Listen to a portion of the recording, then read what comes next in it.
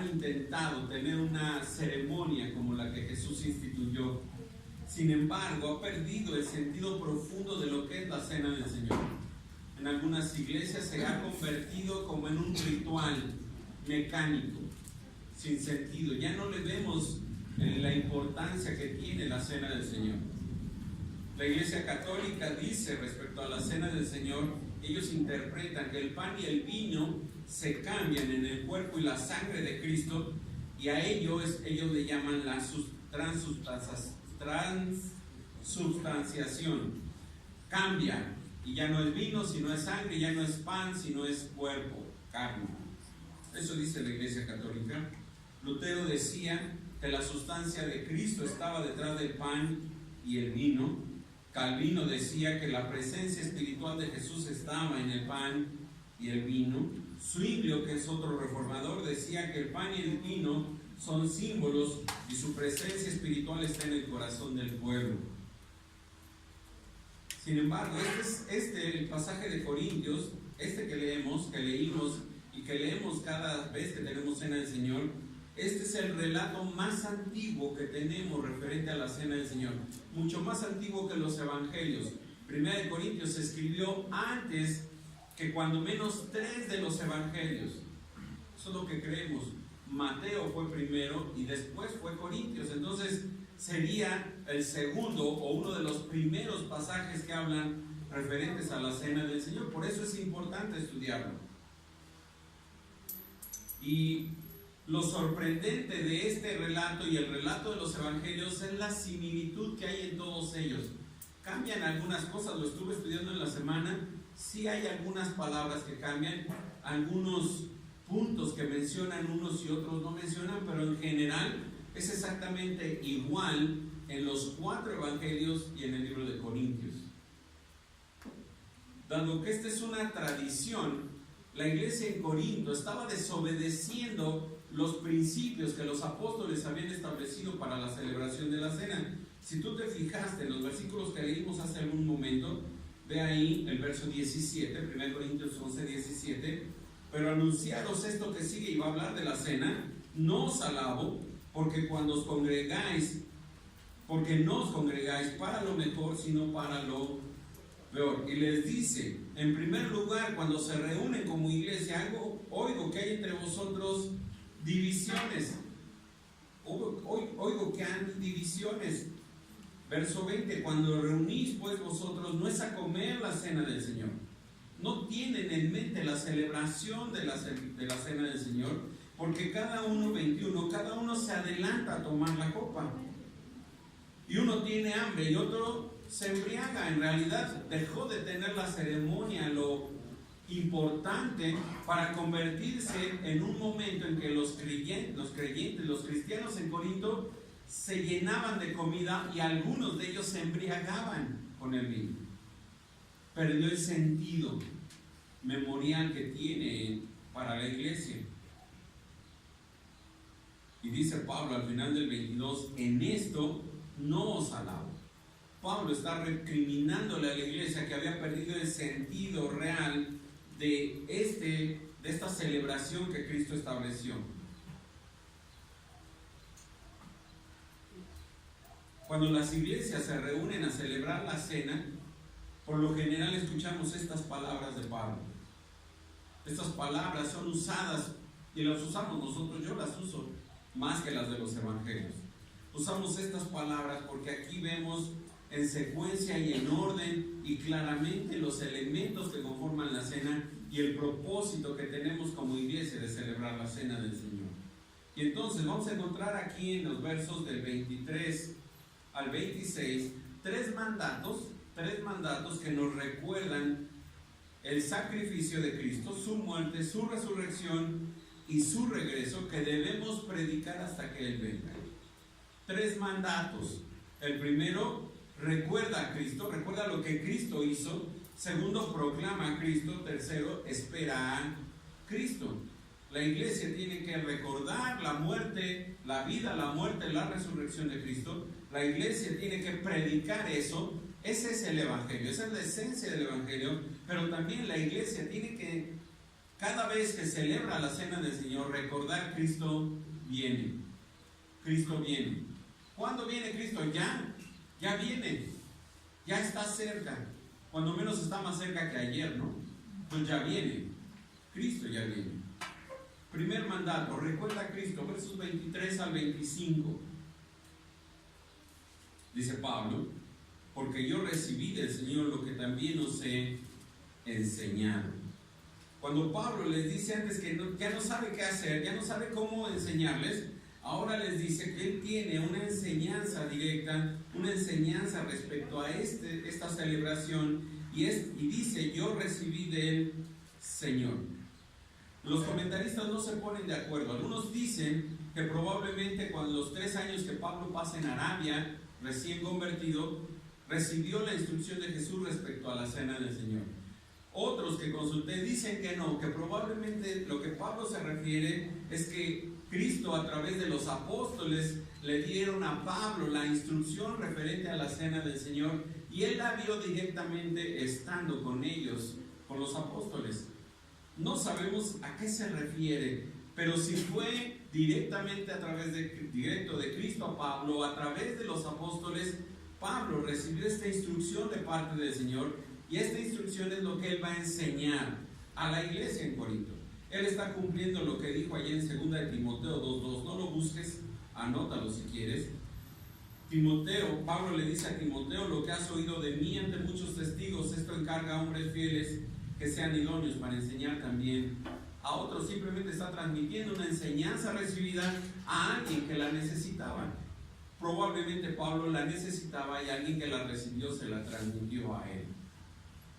Probablemente. Eso es lo que está queriendo decir Pablo. Y obviamente habla de autoridad. Él tiene la autoridad directa del Señor como apóstol, pero también la enseñanza directa para transmitirlo a la iglesia. Ahora, esta era una ceremonia que se empezó a celebrar desde que la iglesia se funda, y en Hechos capítulo 2, con la venida del Espíritu Santo. No es una ceremonia que tardaron en instituir los cristianos, sino inmediatamente de que asciende Cristo y viene el Espíritu Santo y se forman como una iglesia, ellos empiezan a celebrar la cena del Señor constantemente. Vean ahí en Hechos capítulo 2. Hechos capítulo 2. Era algo que la iglesia hacía normalmente. Verso número 42, Hechos 2:42. Y perseveraban en la doctrina de los apóstoles, en la enseñanza de la palabra, en la comunión unos con otros, en el compañerismo, en el partimiento del pan y en las oraciones. Y cuando habla del partimiento del pan, se refiere a la celebración de la cena del Señor. La iglesia, desde sus inicios, instituyó esto como parte de sus actividades normales, y todo lo hacían juntos, y en todo momento la iglesia celebraba la cena del Señor. ¿Cada cuándo la celebraban? Bueno, por lo que dice el pasaje de Hechos, todos los días que se reunían recordaban la muerte de Cristo. Eso significaría que cada vez que la iglesia celebra un culto, la iglesia tendría que estar conmemorando la cena del Señor, como lo hacía la iglesia en sus primeros tiempos. Sin embargo, la iglesia ha cambiado de esta manera, y cada iglesia sostiene una periodicidad diferente. Nosotros lo hacemos una vez al mes, el último domingo de cada mes. Hay quienes la celebran el primer domingo del mes, hay quienes la celebran en un culto especial, no en el culto general de la iglesia, pero en un culto aparte de la iglesia. Hay quienes la celebran 1 o 2 veces al año, o hay quien la celebra todos los domingos que se reúne la iglesia. En ningún caso se está pecando, siempre y cuando se entienda y se lleve a cabo como Dios la instituyó en su palabra. Dice Pablo ahí en el versículo 23 que el Señor Jesús, la noche que fue entregado, tomó pan.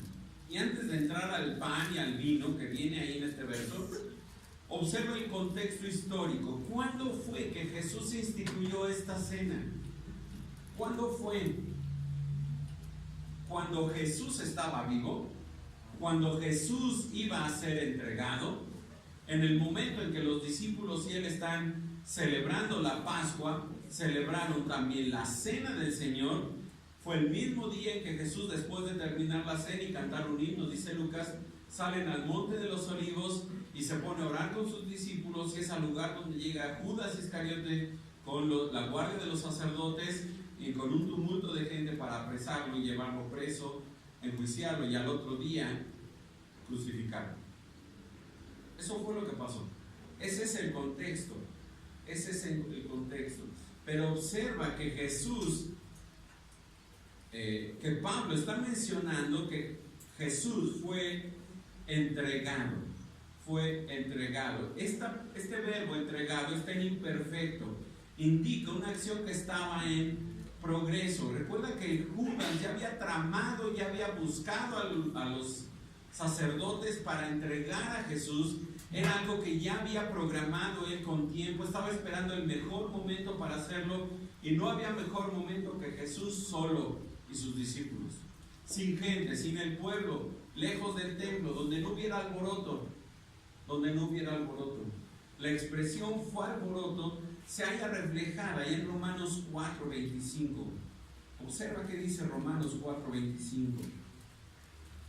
El cual, hablando de nuestro Señor Jesucristo, fue entregado por nuestras transgresiones y resucitado para nuestra justificación. Mismo libro, 8:32, Romanos 8:32. El que no escatimonia a su propio Hijo, sino que lo entregó por todos nosotros. ¿Quién entregó a Jesús? Bueno, la Biblia dice que Dios entregó a Jesús. Dios dispuso que su Hijo fuera entregado, y Él lo entregó. Es Dios quien entrega a Jesús a la muerte. Es Dios quien lo hace. En ese momento, en ese tiempo, unas pocas horas antes de la crucifixión, unas pocas horas antes de ser enjuiciado, un poco de tiempo antes de ser entregado, Jesús instituye la cena del Señor. Él lo instituye. ¿Qué hizo Jesús? Verso 23 dice, tomó pan. Esto fue lo primero que hizo el Señor. Tomó pan. Recuerda, ellos estaban celebrando la Pascua, pero en medio de la Pascua Jesús hace un paréntesis para instituir la cena del Señor. Y toma pan. ¿Qué tipo de pan? Bueno, no era una concha, tampoco era un bolillo. El tipo de pan que se usaba era un pan rebanado, era un pan grande, un pan entero, normalmente de forma redonda, de esos como de horno, grandotes, ¿no? Que sirven para muchas personas. Este tipo de pan podría ser un pan sin levadura o con levadura, no lo sabemos, pero Jesús tomó pan y dice 24, y habiendo dado gracias lo partió.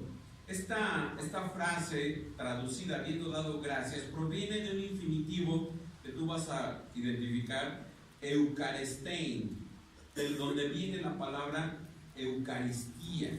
Así le llama la Iglesia Católica, ¿no? La cena del Señor. Partir el pan, es lo que significa. Es la expresión de dar gracias al partir el pan.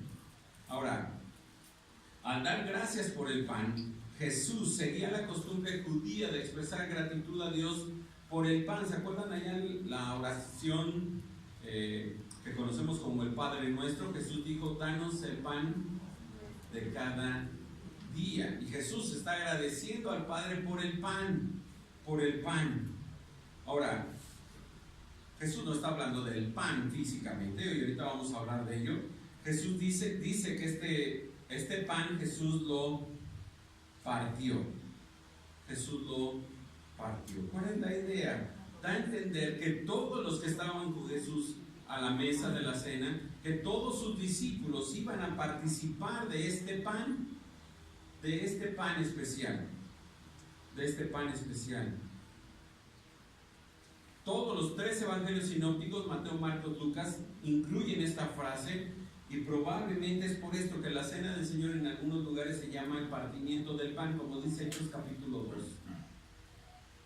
Jesús les dijo, a este pan les dijo, tomad, comed.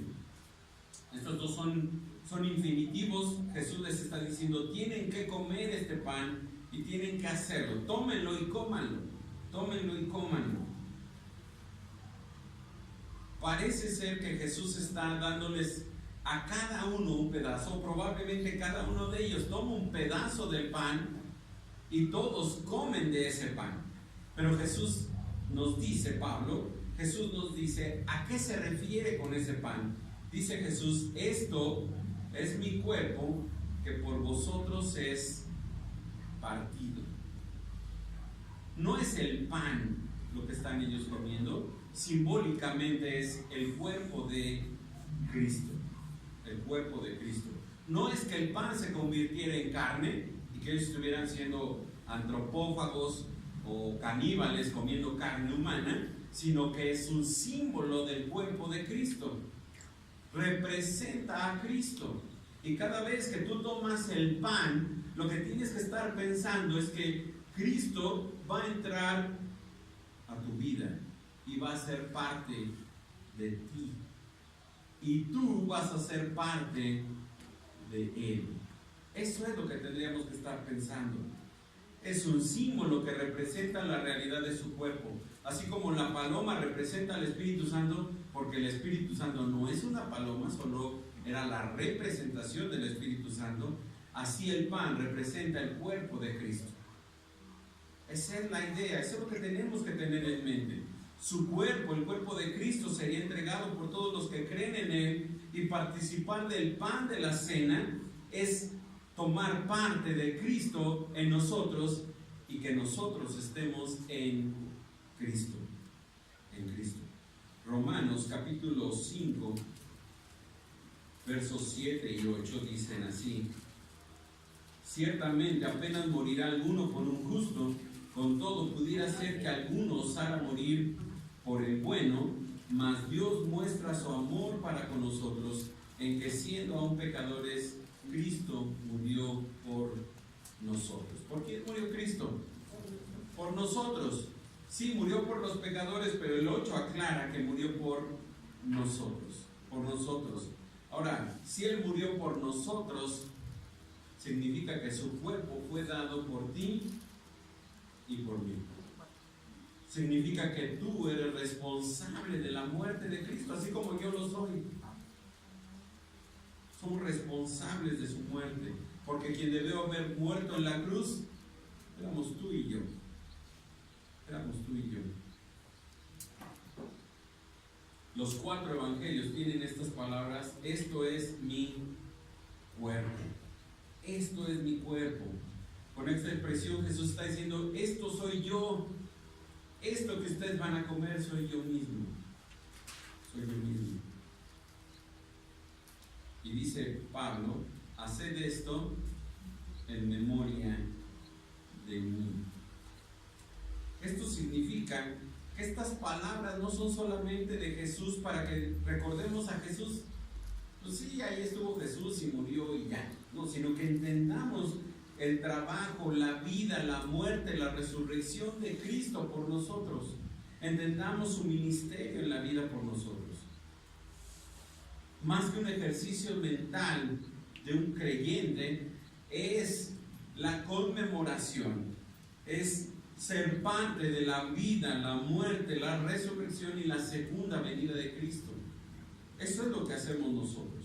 No solamente recordamos la muerte de Cristo a través del pan, sino recordamos su vida perfecta, su sacrificio perfecto, su muerte en la cruz, su resurrección, su ascensión y su pronto regreso. Eso estamos recordando cada vez que celebramos la cena. Y cada vez que comemos el pan, estamos haciendo a Cristo parte de nosotros y nosotros nos estamos haciendo parte de Él. Parte de Él. La Pascua, que era una celebración, o es una celebración judía, recuerdan el judío el éxodo del pueblo, la salida del pueblo de Israel de Egipto. Eso es lo que recuerdan ellos con la Pascua. Especialmente conmemoran la noche en que el ángel pasa por encima de las casas donde está el dintel puesto con sangre, para evitar que el ángel de la muerte toque la vida de los primogénitos.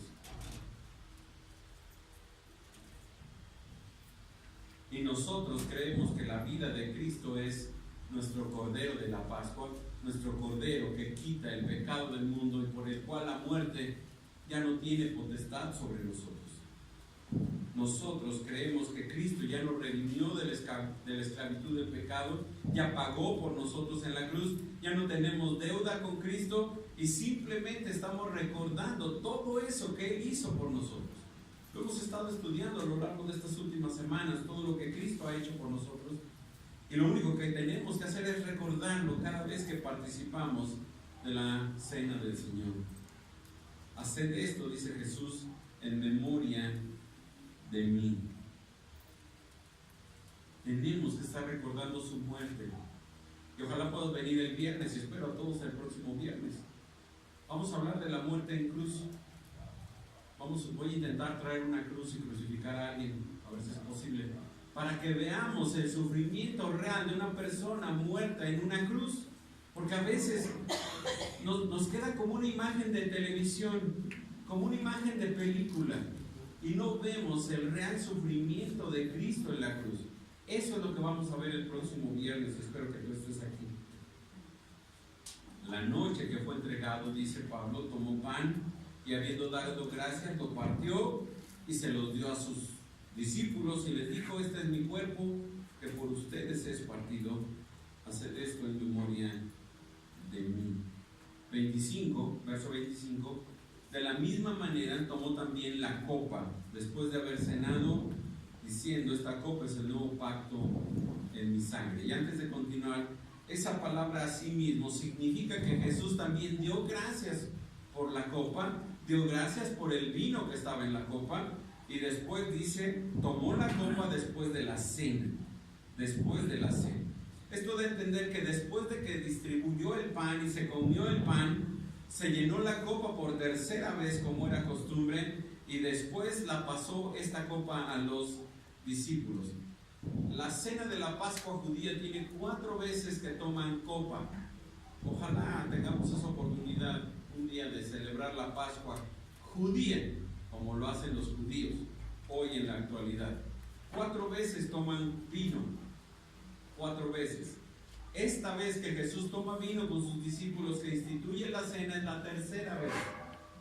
La cuarta copa Jesús no la tomó. ¿Sabes por qué? Porque esa cuarta copa la vamos a celebrar con Él, la iglesia, cuando estemos con Él en el cielo. Esta tercera copa Él la toma. Esta copa es conocida como la copa de bendición. Y dice, después de cenar tomó la copa y entonces la dio a sus discípulos. La dio a sus discípulos. ¿Por qué Pablo tiene que dar el orden así correcto? Primero el pan y luego la copa. Porque probablemente, y ya lo vimos ahí en los versículos anteriores, la iglesia en Corinto estaba totalmente perdiendo el objetivo real de lo que significaba celebrar la cena y no entendían cómo debían de hacerlo. Entonces Pablo les tiene que decir, primero es esto y después es esto, por esto y por esto. Es probable que ellos ya no habían entendido, y es obvio que Pablo quería que ellos tomaran primero el pan y después la fiesta, la comida fraternal y finalmente la última copa. Nosotros no tenemos esa comida fraternal en medio del pan y de la copa, que así es como la celebraba la iglesia. Sin embargo, sí hacemos la copa, el pan y la copa. El pan y la copa. Y no solo cambiaron el orden. Tristemente en la iglesia de Corinto hubo muchos problemas. Observa ahí el verso 29. Porque el que come y bebe indignamente sin discernir el cuerpo del Señor, juicio come y bebe para sí. Por lo cual hay muchos enfermos y debilitados entre vosotros, y muchos duermen.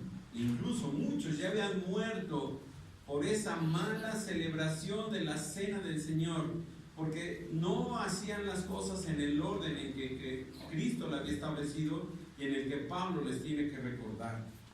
Ahora Jesús dijo, esta copa es el nuevo pacto en mi sangre. El nuevo pacto en mi sangre. Jesús está haciendo una alusión al pacto que Jeremías allá menciona. Jeremías capítulo 31, versos del 31 al 34. Jeremías 31, del 31 al 34. Dice Jeremías, 31. He aquí, vienen días, dice Jehová, en los cuales haré nuevo pacto con la casa de Israel y con la casa de Judá, no como el pacto que hice con sus padres el día que tomé su mano para sacarlos de la tierra de Egipto, porque ellos invalidaron mi pacto, aunque fui yo un marido para ellos, dice Jehová.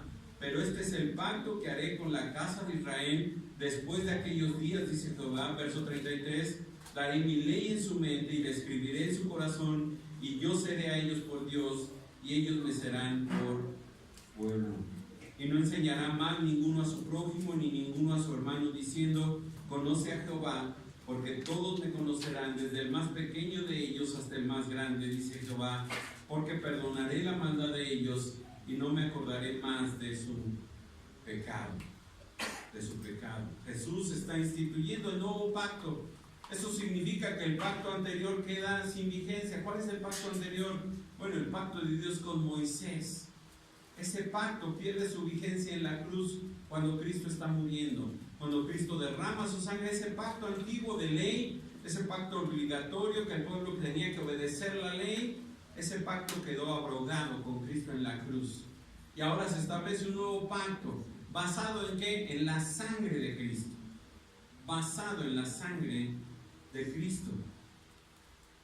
Este nuevo pacto ya no tenemos nosotros una obligación para con Dios. Simplemente es un pacto que Dios establece con el hombre. Nosotros no tenemos que hacer nada. ¿Tú hiciste algo para ser hijo de Dios? No. Dices, yo creí. Bueno, ni el creer es tuyo, Dios te lo dio. Bueno, tuve algo de fe, ni esa fe, porque esa te la da Dios. Bueno, hice una oración, ni eso tampoco, porque una oración no salva a nadie. No salva a nadie. Simplemente Dios hace un favor al hombre y no hay un pacto, no hay un acuerdo mutuo entre ambas partes. Simplemente Dios establece su pacto con el hombre. Este pacto es con su pueblo, el antiguo quedó obsoleto. Dios ratificó este nuevo pacto con la sangre derramada de Cristo en la cruz. Allí establece el nuevo pacto. Este sacrificio hecho una vez y para siempre, dice el libro de Hebreos. Jesús es el que media este pacto. Él es el mediador de este nuevo pacto. Y Jesús cumplió este pacto entregando su cuerpo y su sangre. Esta palabra pacto es una palabra muy interesante. Es la palabra que en nuestra Biblia, o que nosotros conocemos como testamento, ¿no? Nuevo Testamento y Antiguo Testamento es la misma palabra, pacto. Pacto. Y Jesús establece un nuevo pacto entre Dios y su pueblo, ratificado y sellado por su sangre. Y la sangre del pacto nos hace recordar Éxodo 24:8. He aquí la sangre del pacto que Jehová ha hecho con vosotros. La sangre sacrificada de Cristo, lo único que está mostrándonos es que Jesús dio toda su vida por nosotros. Para los judíos, la sangre era la vida de la persona o del animal. Por eso en los mandamientos de la ley de Moisés estaba prohibido que comieran sangre de animal, porque la sangre era la vida del animal. Que Jesús derramara su sangre significaba que Jesús entregó toda su vida por ti y por mí. Toda su vida. Lo único que estamos viendo es la vida de Cristo dada por nosotros, su cuerpo y su sangre. Su cuerpo y su sangre. Jesús manda a su pueblo, y es lo que Pablo está diciendo, a que celebren, y que cuando hagan esta celebración recuerden a Cristo en relación con ¿qué? Con su cuerpo y con su sangre. Y con su sangre. Jesús manda a su pueblo que coman del pan y beban de la copa regularmente, pero no dice cuándo tienen que hacerlo. Simplemente háganlo, tan a menudo como puedan, pero siempre que lo hagan, observen lo que yo hice por ustedes, dice Jesús. Que nunca pase por tu mente hacerlo de manera ritual. Otra vez la cena del Señor. Otra vez la cena del Señor. Porque entonces estás incurriendo en una grave falta, un grave pecado, al hacer indigna la muerte de Cristo por ti. Ese es el primer mandato. Ese es el primer mandato, recuerda a Cristo. Cada vez que celebres la cena, recuerda a Cristo. Segundo mandato, cada vez que lo hagas, proclama a Cristo. Proclama a Cristo. Verso 26. Así pues, todas las veces que comieres este pan y bebieres esta copa, la muerte del Señor anuncia. ¿Cuándo? Siempre, todas las veces, cada vez que lo hagas. Si lo haces una vez al año, hazlo. Anuncia a Cristo, predica a Cristo. Si lo haces cada domingo, predica a Cristo. Si lo haces una vez al mes, predica a Cristo. Pero siempre que lo hagas, predica a Cristo. Todas las veces que lo hagas, dice Pablo. Todas las veces, cada vez que lo hagas, tú predica el Evangelio de Cristo. Predica la muerte, la vida, la resurrección, la ascensión y la segunda venida de Cristo. No dejes de hacerlo, siempre hazlo. Siempre. Siempre que comas el pan, siempre que bebas la copa. Y estos dos elementos siempre tienen que estar en la cena del Señor, porque ellos nos recuerdan la muerte, la vida, el cuerpo de Cristo. Pablo enseña que todos los que comen pan y beben de la copa proclaman simbólicamente la muerte de Cristo. Y por medio de su muerte, Cristo nos hace parte de ese nuevo pacto, pero también nos hace parte de Él. También nos hace parte de Él. ¿Qué tenemos que hacer cada vez que celebramos la muerte del Señor? Dice Pablo, la muerte del Señor, anúnciala. Anuncia la muerte de Cristo. Es precisamente por esta razón que la cena debe ser no algo escondido, no algo en donde cada uno de nosotros lo haga ahí en su casa, encerrado en el baño para que nadie nos vea. No, lo hacemos público, para que todos los que vengan, para que todos los que asistan a la iglesia puedan ver y puedan entender lo que significa la muerte de Cristo para nosotros. Por eso es un acto solemne. Recordamos lo que Cristo hizo por nosotros en la cruz. No fue cualquier cosa, hermanos. No es la celebración de Iztapalapa. Olvídalo. Eso no es lo que hizo Cristo. Eso es una burla. Y debería de darnos tristeza que la gente se burle del sacrificio de Cristo. Porque lo que hizo Cristo, nadie lo ha hecho por ti nunca, ni lo hará. Y Él lo hizo. Él lo hizo. Por eso no lo hacemos escondida. Por eso no lo hacemos en grupos pequeños. Lo hacemos con toda la iglesia. Porque esta es una ordenanza para la iglesia. Y si esta ordenanza se realiza de manera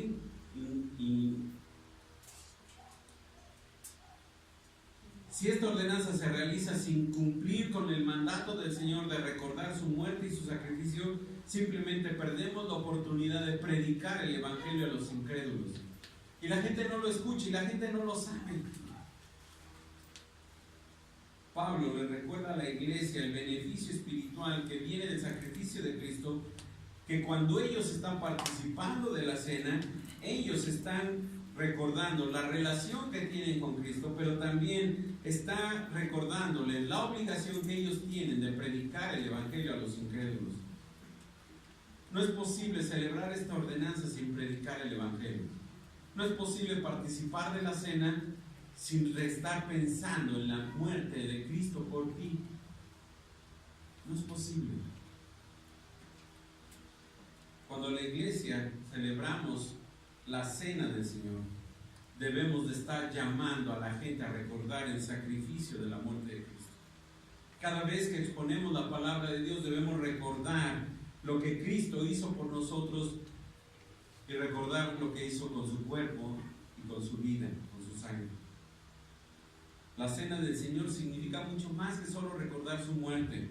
También debemos recordar su obra redentora, su resurrección, su ascensión y la promesa de que Él estará con nosotros para siempre y de que Él vendrá por nosotros.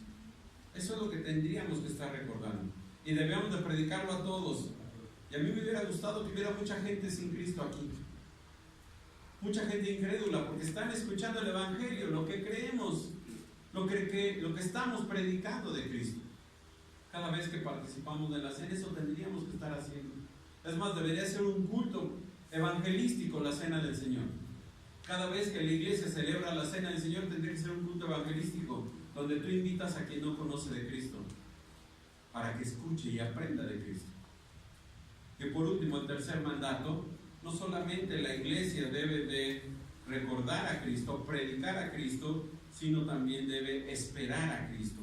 La última frase del verso 26 dice: todas las veces que comieres este pan y bebieres esta copa, la muerte del Señor anuncia hasta que Él venga. Nosotros también caemos en otro error.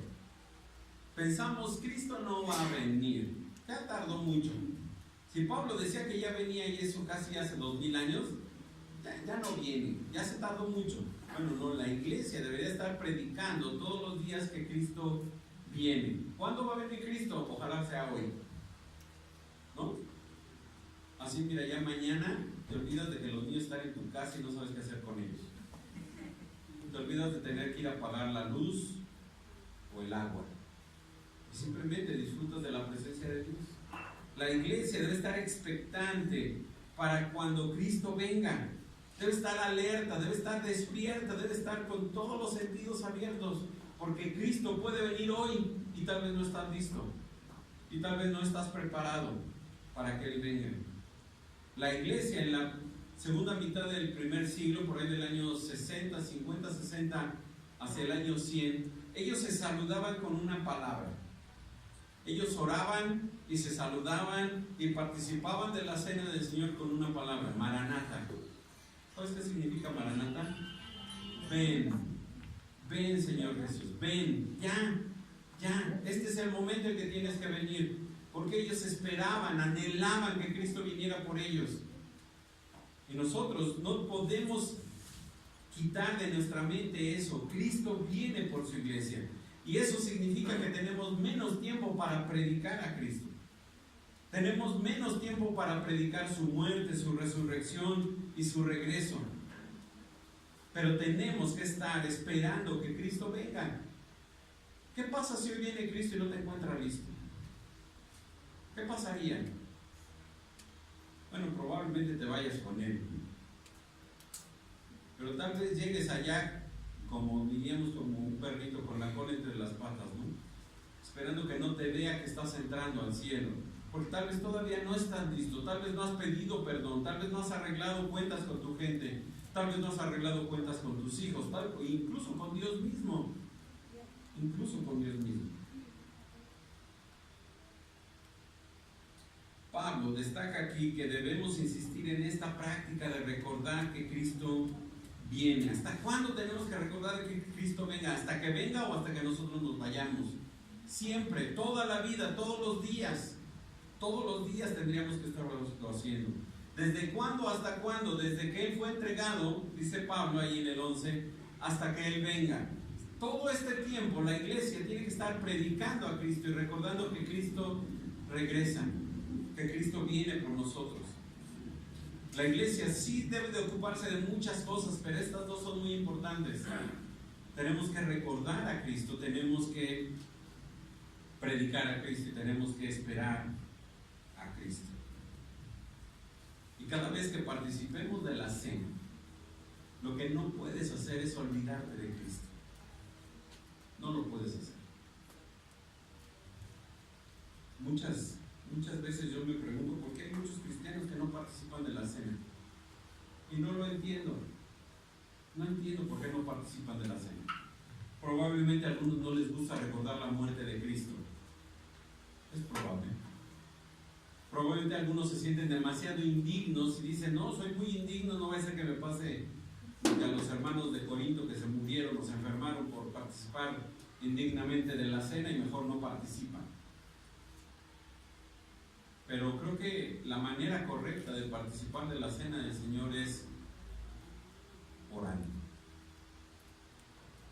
Orando a Dios, pidiendo perdón, confesando nuestros pecados, restaurando nuestra relación con Él, reconociendo que Él es un Dios santo y nosotros somos simplemente pecadores y necesitamos que nos perdone.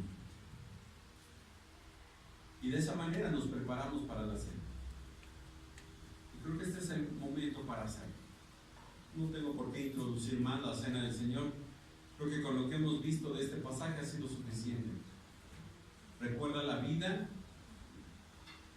la muerte, la crucifixión, la resurrección, la ascensión y el regreso de Cristo. ¿Sabes cuándo va a regresar Cristo? Cuando tú y yo estemos listos para que Él regrese. Y tal vez todavía no estamos listos para que regrese. Tal vez todavía hay mucha gente a la cual hay que predicarle el Evangelio, ¿no? Tal vez es tu esposo, tal vez es tu esposa, tal vez son tus hijos, tal vez es alguien a quien amas mucho. Y por eso Dios está dando una oportunidad para que tú les prediques de Cristo. Esa es nuestra responsabilidad. Nuestra responsabilidad.